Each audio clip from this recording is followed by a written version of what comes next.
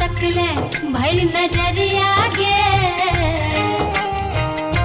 जकरा तू तकले भर नजरिया गे, जिंदगी जोर भ गेले। जकरा तू तकले भर नजरिया गे, जिंदगी जोर भ गेले। जीवन उदास बुझ अन्हरिया गे,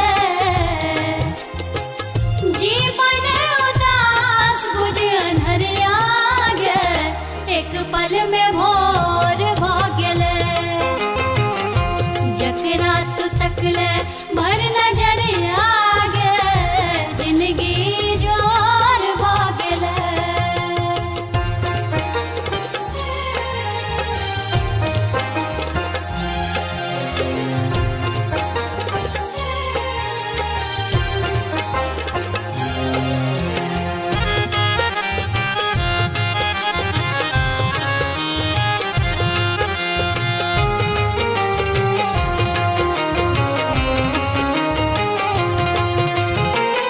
मन विश्वास आस लाएला, कियो ने हनज गे उदास भ गेला।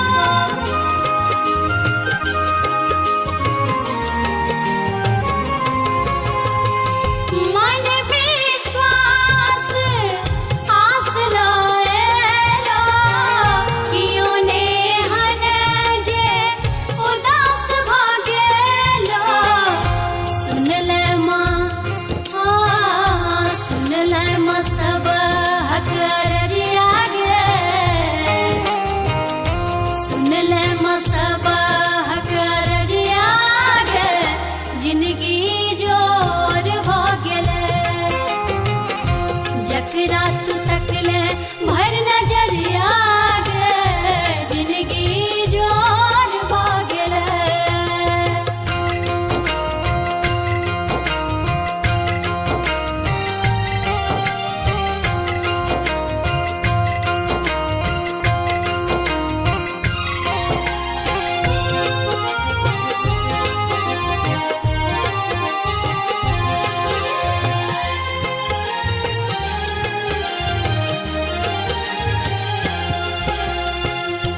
लाख कपूत सरल जे आयल, ममता सागर पाप धोआयल।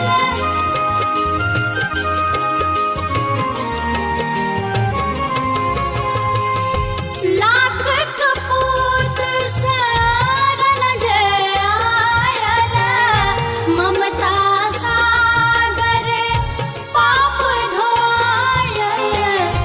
दुनिया माँ करै छौ गोहरिया गे,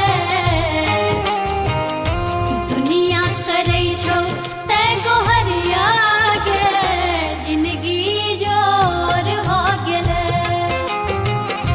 जकरा तू तकले भर नजरिया गे, जिंदगी जोर भ गेले।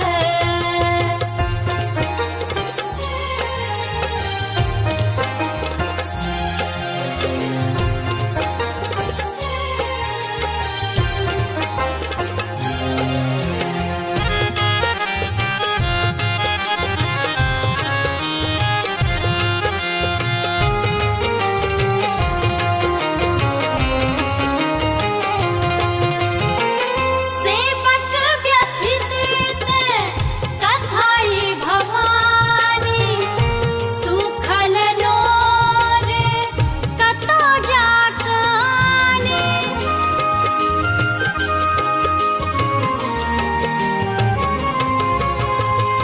सेवक व्यथित कथाई भवानी, सुखल नोर कतो जाकानी।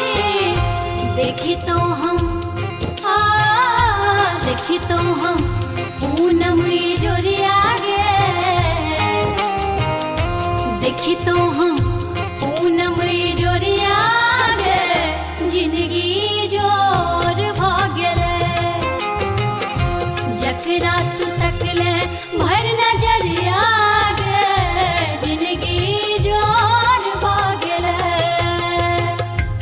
अखिरात करुणा कर करुणामयी करुणा कर करुणामयी चरण शरण दीजय माँ जग जननी जय जय जग जननी जय जय मैया जग जननी जय जय भयहारिणी भवतारिणी भयहारिणी भवतारिणी भवभामिनी जय जय माँ जग जननी जय जय माँ जग जननी जय जय माँ काली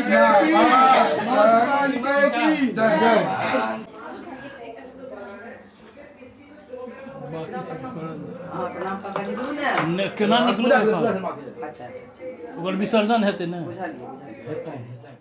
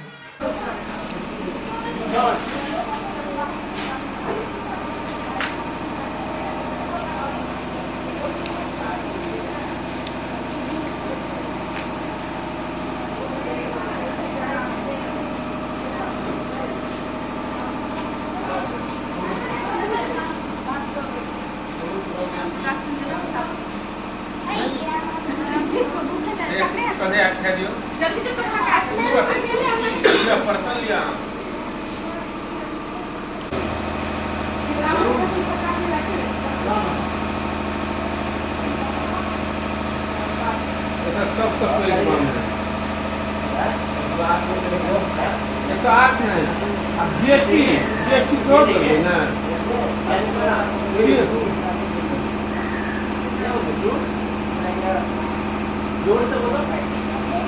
हमरा तो मस्त मेरा जो बम बम करे थे मौत देते थे हो जाने क्या कर भाई हम कर भाई वारो दू तो कनी जॉल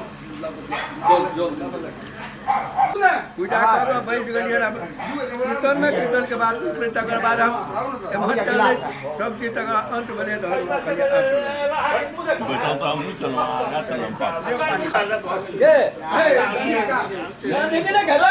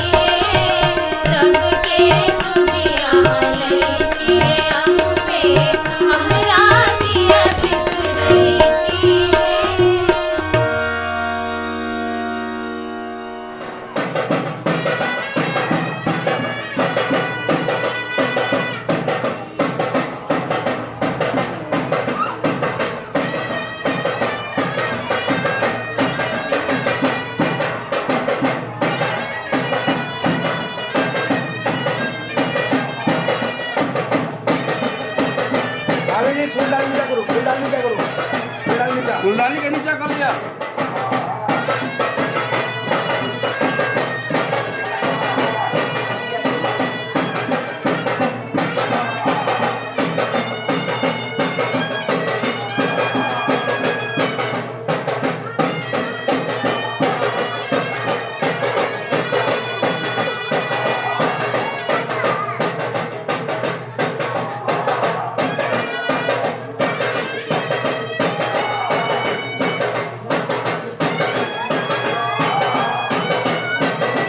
बोले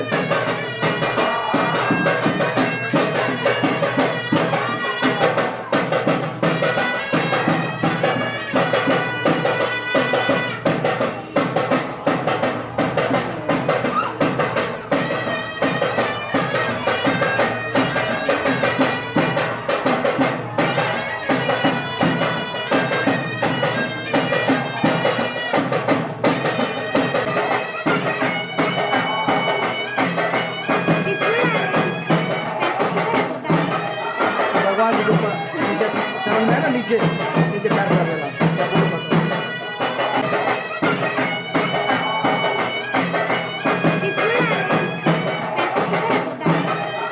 भगवान जी के ऊपर नीचे चरण में है ना, नीचे नीचे पैर कर देना। क्या बोलो मत।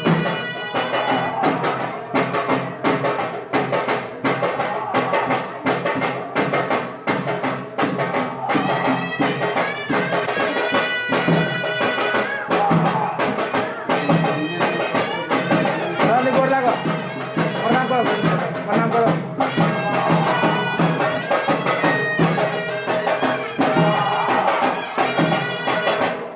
ऋतु बैठ का प्रणाम करो भैया को, भाभी जी बैठ का प्रणाम करो भैया को।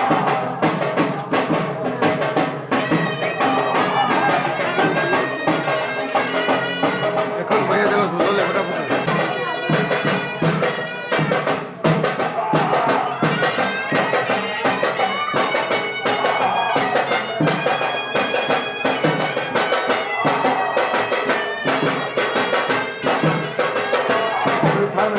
कहीं काट हुआ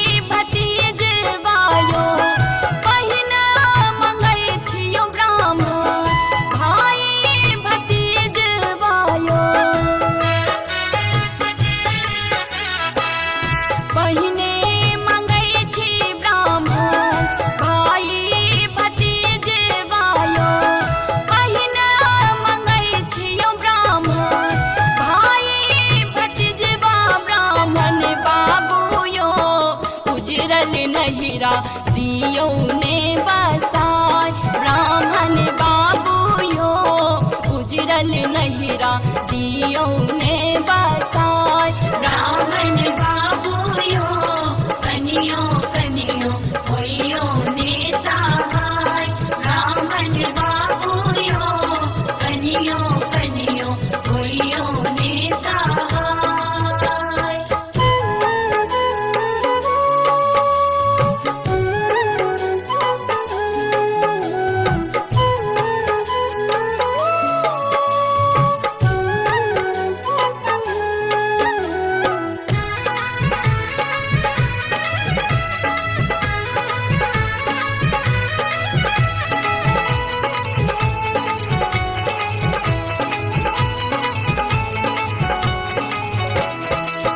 दोसरे मंगई छी ब्राह्मण मंग के सिंदूर वायो दोसरे मंगई छियो ब्राह्मण मंग के सिंदूर वायो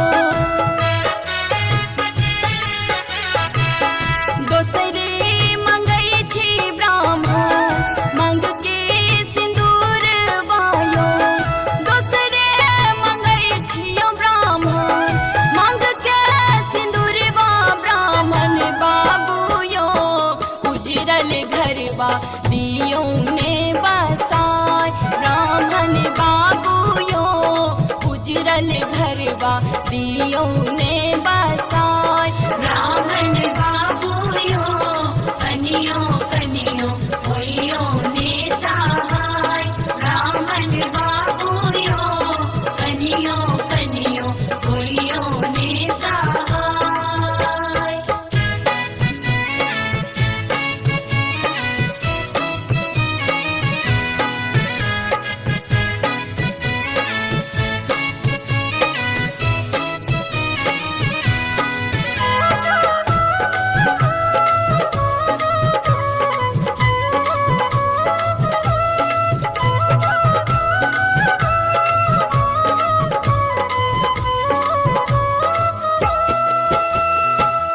तेसरे मंगई छी ब्राह्मण गोदी के पलाका वायो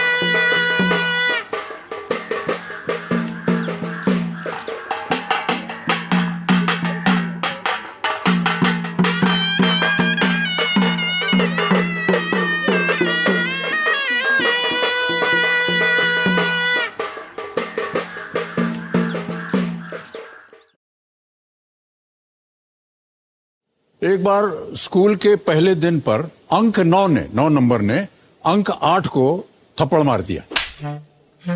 8 ने पूछा, अरे भाई क्यों मारा, मेरी क्या गलती थी? तो 9 ने कहा, मैं बड़ा हूं, थप्पड़ मार सकता हूं। और अंक 9 की ये बात सुनते ही पूरी कक्षा में थप्पड़ों की जो बौछार थी वो शुरू हो गई।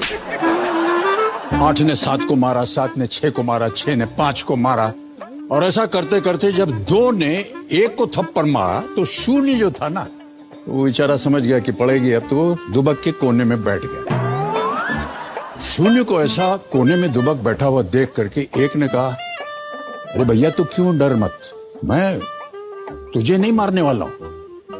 और ये कहते ही 1 जाकर के शून्य के बगल में बैठ गया।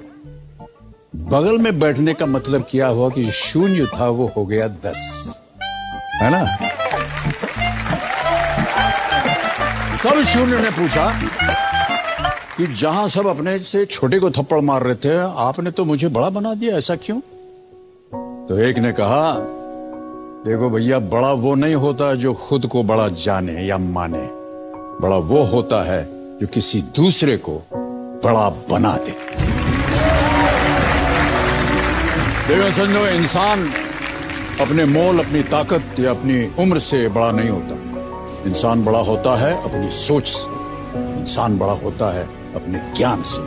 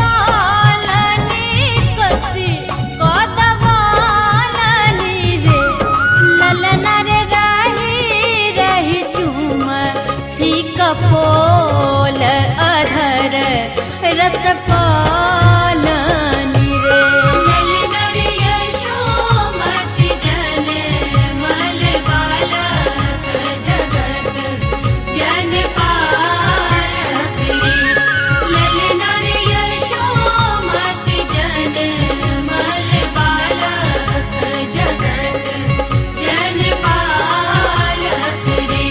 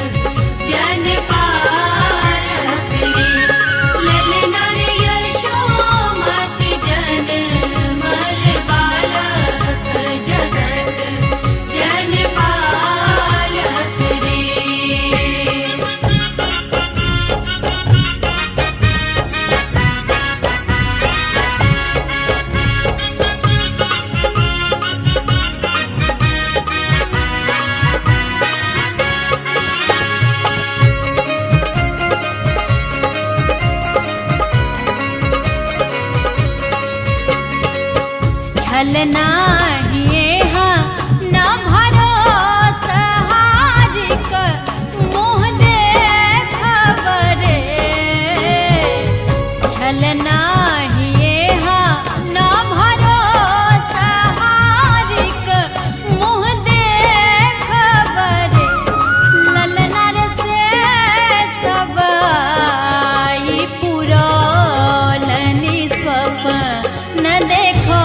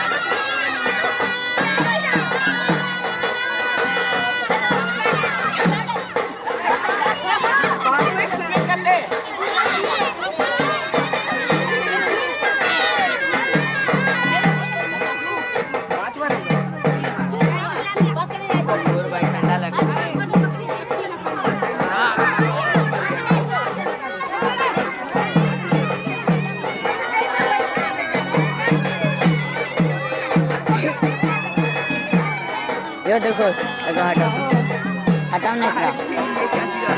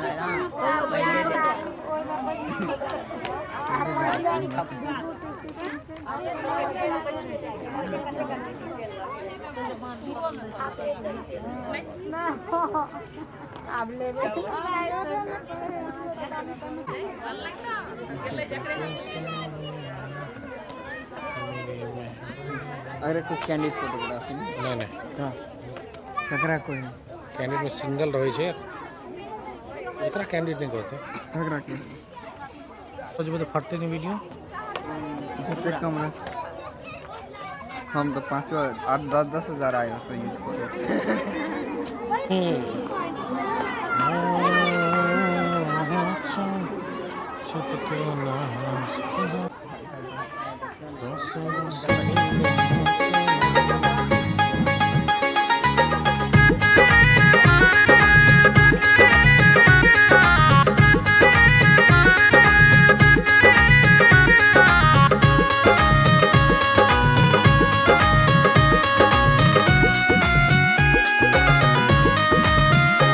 आजू मोरा दे वादहीन भेला रे दा या मगान भेला रे आजू मोरा दे वादहीन भेला रे दा या मगान भेला रे ललना रे देवा की के भेल नंदलाल महल उठे सोहर रे ललना रे देवा की के भेल नंदलाल महल उठे सोहर रे।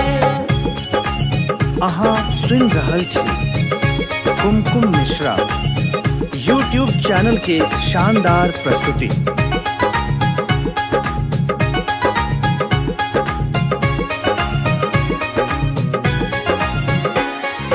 कौन चोरी नार थी लब कौन सेज सुतब या कौन चोरी नार थी लब कौन सेज सुतब या किनका घर नंदलाल जनमल कौन शहर लुटब यो आहे किनका घर नंदलाल जनमल कौन शहर लुटब यो।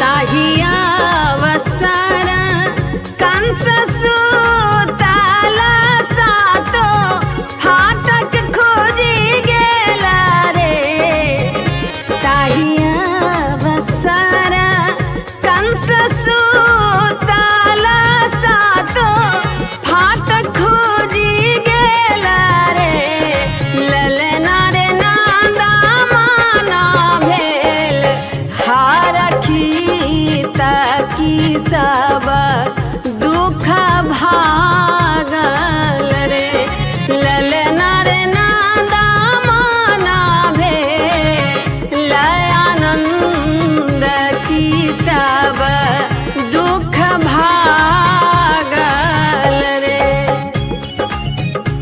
अहाँ सुनि रहल छी कुमकुम मिश्रा यूट्यूब चैनल के शानदार प्रस्तुति।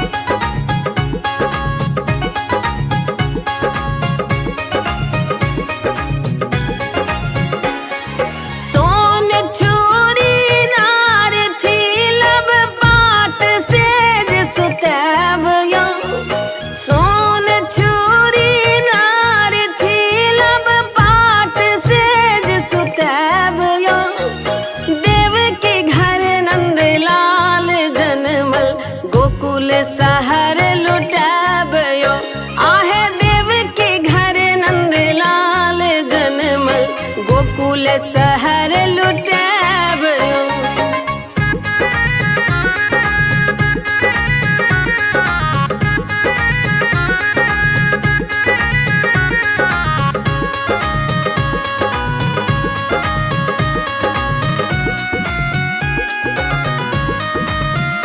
जेई हो सो हार गाओ लगा बिसुना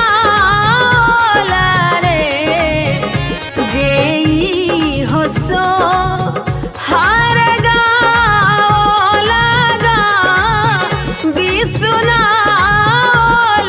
रे ललना रे तीन का के बाढ़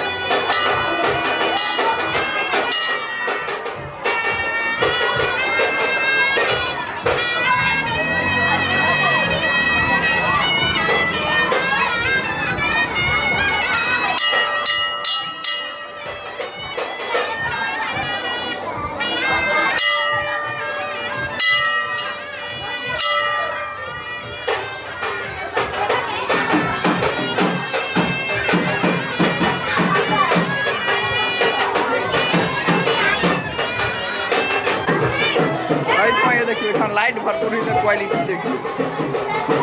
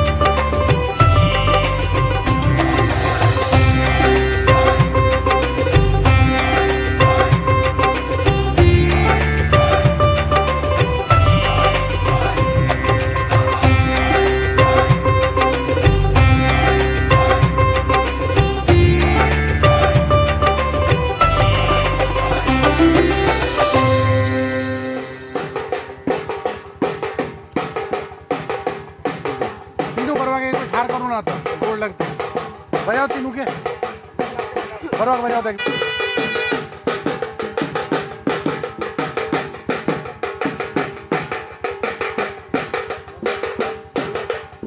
दाई बोल के पानी खा लिया बाबा जल्दी बात कर रही है दाई कॉल की ना पुजारी नहीं है तीन हाँ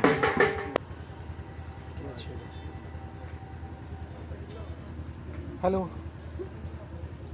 हेलो हाँ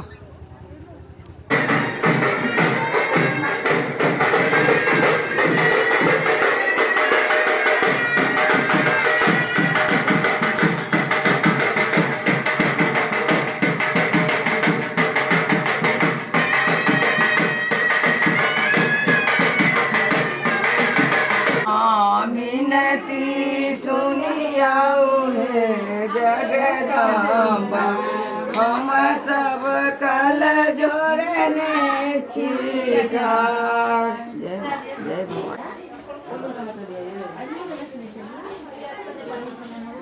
दोसर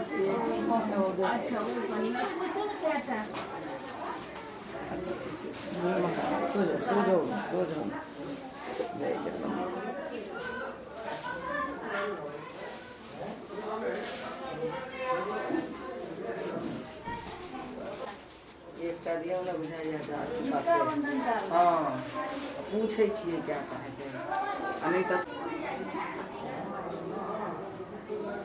क्या जोर चाहिए हाँ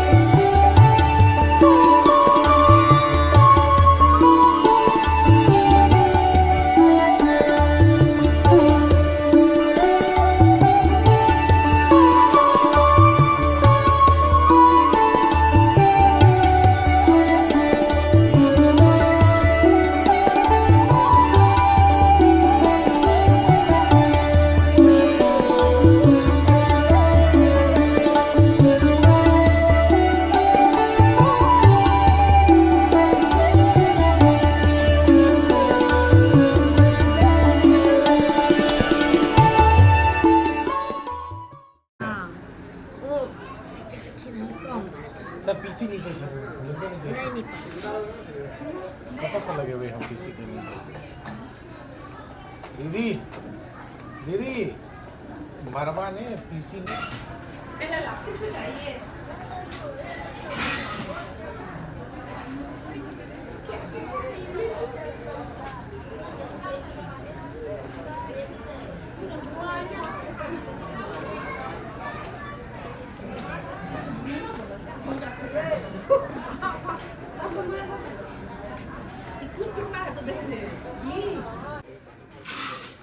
कहियोगा जे चले जो चूल्हा पर जाते जेबै तऽ सेहो कहू नहि जेबै तऽ 1000 लेट हो रहल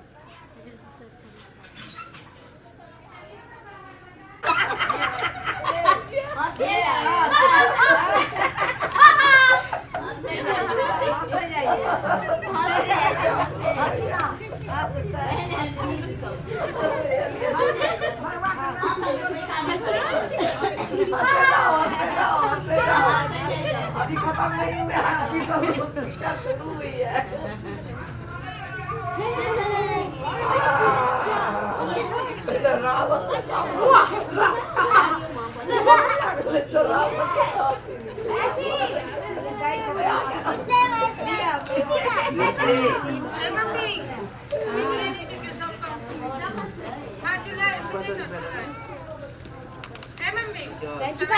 चुकी है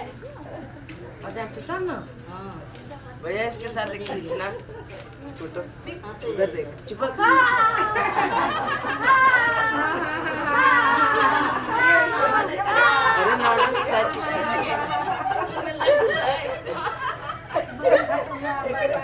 अब के पसंद है ये में कोई ना रहो देखो माने जैसे वही में सीध भ जाए वैसे हुए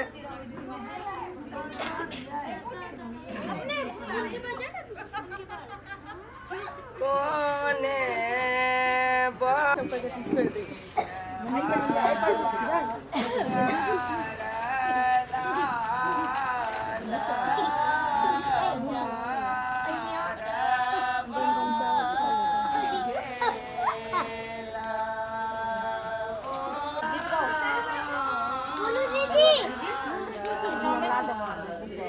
ऊपर को कुर्सी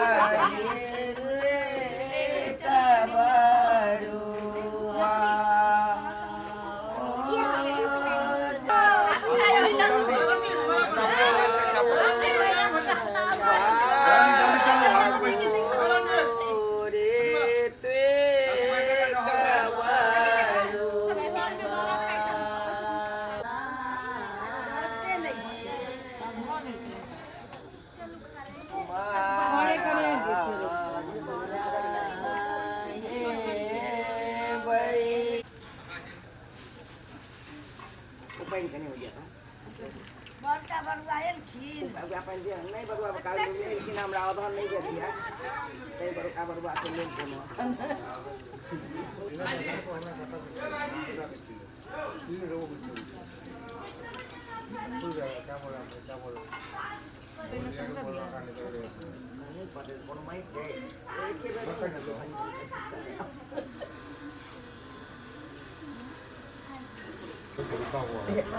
घुमान रहे छै त यहाँ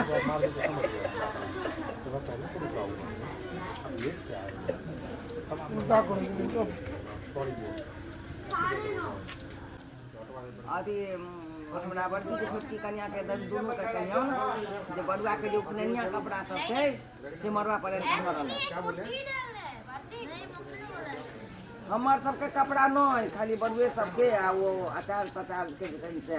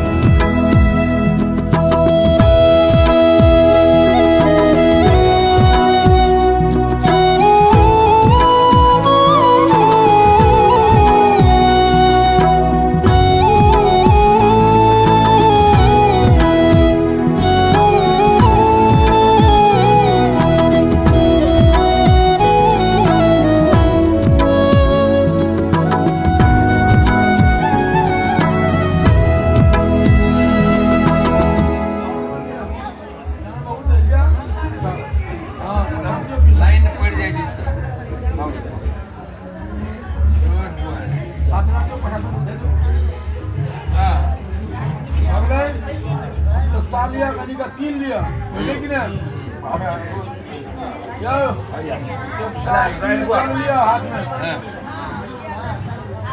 क्या बेटा अरे ये उठ लो हाँ जल लिया कनी के करियो जल हाँ बीच में बाबा दे बनी पड़ी वो तीन चीज का एक ऊपर पकड़ लियो एक हां एक में तीन का पकड़ लियो हां पकड़ लियो मंत्र पढ़ो ओम ओम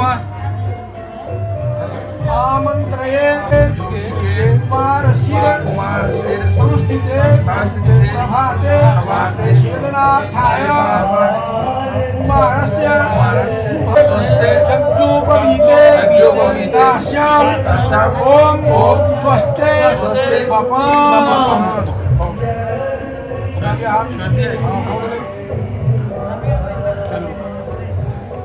हो गया